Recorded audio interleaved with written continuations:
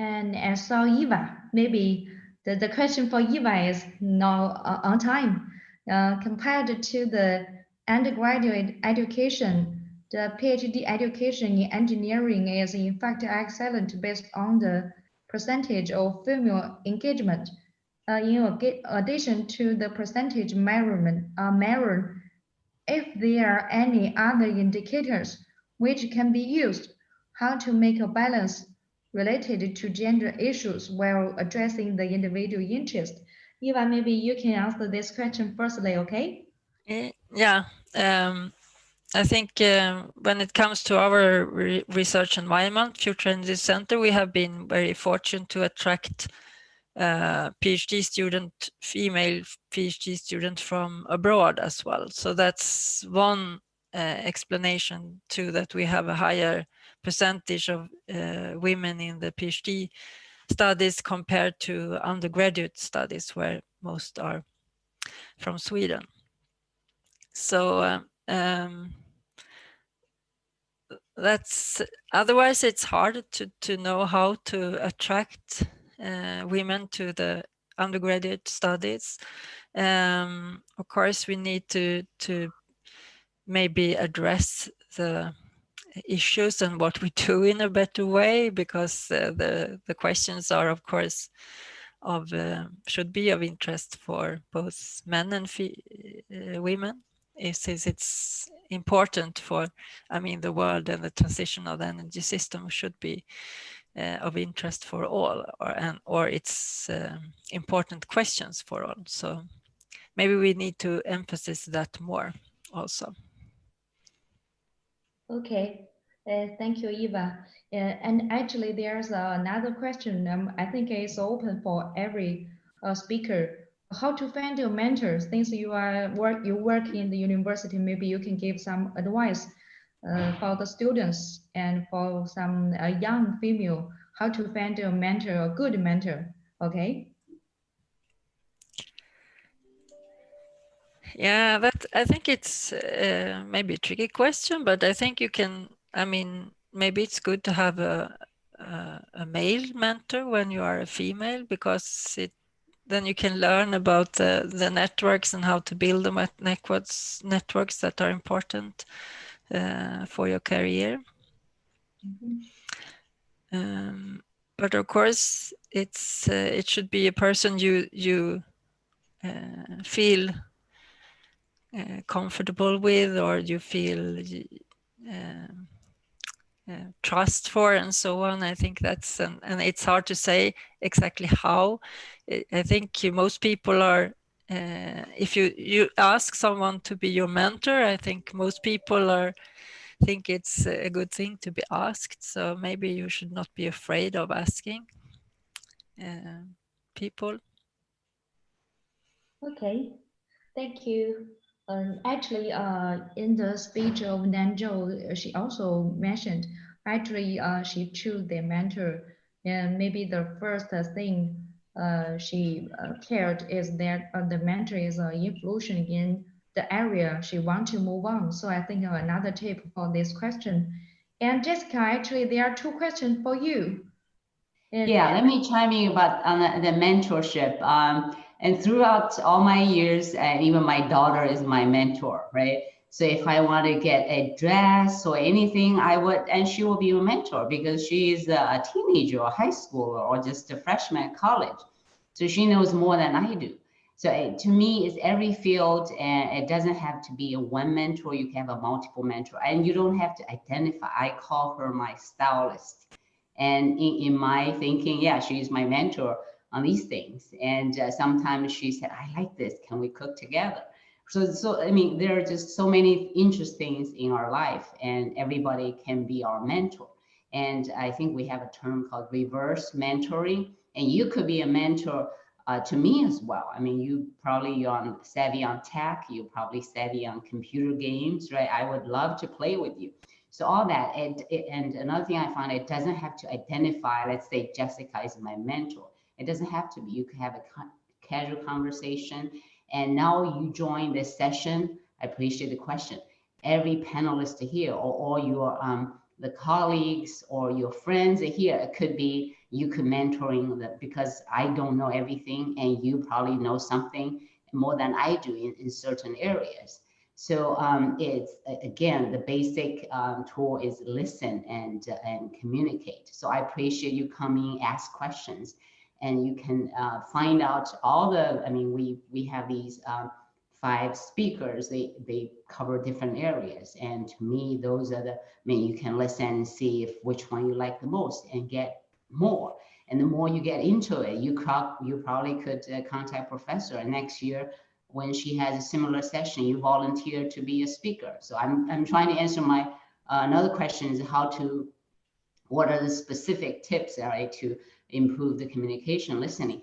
I mean, because you're living in this world, and every minute and every opportunity like this, you can improve your communications. You listen and you feel this is excited, and whoever talks give you inspiration, you dig more, and you email this folks and says, okay, I want to learn more about it, and they could be your mentor, and this is how you improve. So all these are not separate, these all come together. Essentially, you want to find yourself and see which one, what are the speeches, what are the area excites you, and that's where you want to spend most of your time. And I think there's another question on what are the benefits by joining the Women in Applied Energy. It's what I said, it's a connection. The connection make us healthy and happier. So now I'm making lots of new friends today, because I don't know, you got to know the publisher, you got to know me, Professor Liu, and conference organizer, and Eva from Sweden, and everybody. That's what make us, I mean, I feel my day's already started. I don't need any more coffees, right? Because I've got new friends. This is it keep us going. I'm gonna stop here. Okay, very quick response for every question, and excellent answer, I think. And also, actually, there's also another question for Hailian. Hailian, are you here? Yes, I'm here. Yeah. Have you saw the question for you? Yes, I saw the question. It's about the change of ownership of the company I'm working with. So yes, thanks for the question. Then I'm glad that this is noticed. I mean, yes, I was with ABB, and now I am with Hitachi ABB Power Grids. So this is Hitachi and ABB joint venture. And the joint venture was set up in July this year, with Hitachi holds 80% of the share. So if you look at the name of the company from ABB to Hitachi, it sounds like there will be a big change in culture, since ABB is a European company and Hitachi is a Japanese company. And actually, from the beginning, we were first time when we knew about this change, many of my colleagues and myself, we had quite some concerns. So it's not a panic, it's more like a concern about what change we will be faced in the future. And we knew about this the joint venture 1.5 years ago, and it took 1.5 years to set up the GV. So we experienced a few months with uncertainty, at least half a year after announcement of this GV. And then this July this year, the GV was set up, and it has been 5 months since July. And I should say the transition period goes quite smoothly, and it's and I should say fortunately, it goes very smoothly. I should say the company is doing a very good job to make it smooth. So from the culture building aspects and from day one, and then and when we say day one is in July. So, and then the company has passed a message from the top management that the culture build is not about to change the company culture from one to another. It's more like creating a new culture with the common values. And these common values, of course, are shared by the two companies. So for example, social value, environmental value, and economic value, and so on. So from what I have seen from the past 5 months, this is really happening. So I didn't feel so much disturbances in this aspect. And I think another factors that makes this transition quite smooth is that the GV was set up in such a way that the whole power grids business of ABB was moved to the GV.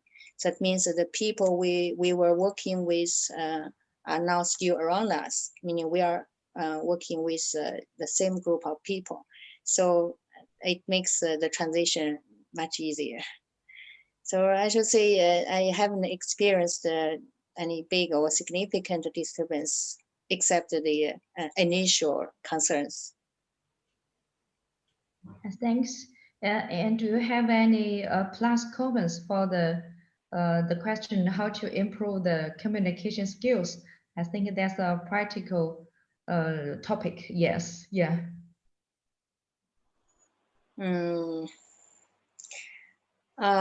Communication skill. Yeah. Yeah, I the most important thing is to you need to be a good listener. Yeah. And that's why when you think in my mind, and the first thing in my mind when you ask me about this. So you have to have a good communication. You need to be a good listener to understand what the others are thinking, what they want to share, and then you share what you want to share with them. So